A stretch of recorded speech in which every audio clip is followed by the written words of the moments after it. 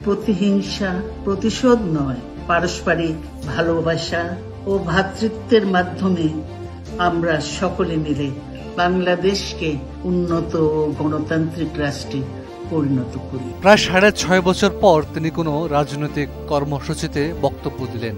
তার বক্তব্যের কোথাও কি আমরা পেলাম তার ব্যক্তিগত দুঃখ, শোক, প্রতিহিংসার কথা?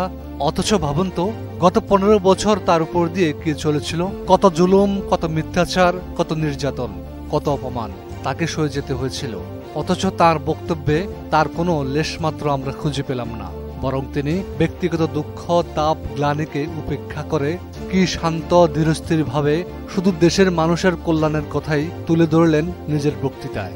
এমন কোনো কাজ করবেন না যাতে আপনাদের এত দিনকার সংগ্রাম, আত্মত্যাগ বিফলে যায়।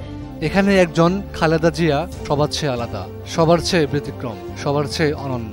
পতিত হাসিনার প্রতিহিংসায় কথিত দুর্নীতির অভিযোগে জেলে যাওয়ার আগে নেতাকর্মীদের উদ্দেশ্যে খালেদা জিয়া বলেছিলেন, আমার জন্য হরতাল, ধর্মঘটের মতো কোনো কর্মসূচি নয়। কিন্তু সে সময় আর আজকের প্রেক্ষাপটটা সম্পূর্ণ ভিন্ন। আজ তিনি ইচ্ছে করলে বলতে পারতেন তার উপর হাসিনার অন্যায়, অবিচার, জুলুমের কথা, ছেলে হারানোর বিয়োগান্তক স্মৃতিচারণ করতে পারতেন। কিন্তু তিনি সেদিকে যাননি। তিনি তার বক্তৃতা ছিলেন সংযত, বিনয়ী, দেশের সত্যিকার কল্যাণকামী অভিভাবকের মতো কিছুটা উদ্বিগ্ন। আর এখানেই বাংলাদেশের অন্য সকল রাজনীতিবিদদের সাথে তার মোটা দাগের পার্থক্য। ব্যক্তির চেয়ে দল বড়, দলের চেয়ে দেশ।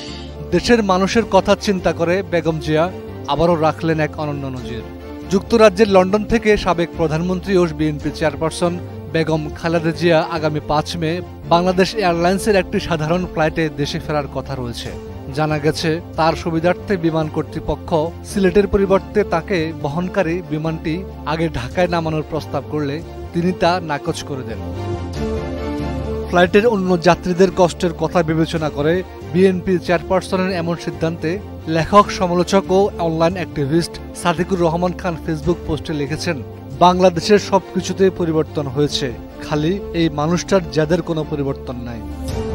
তিনি আরও লিখেন, রাজনীতি করার মাত্র 4 বছরের মাথাতেই প্রথম জিয়াদ দেখানো শুরু করেন। এরপর তো বৃদ্ধ বয়সে নিঃসঙ্গ অবস্থায় জেলে গেলেন।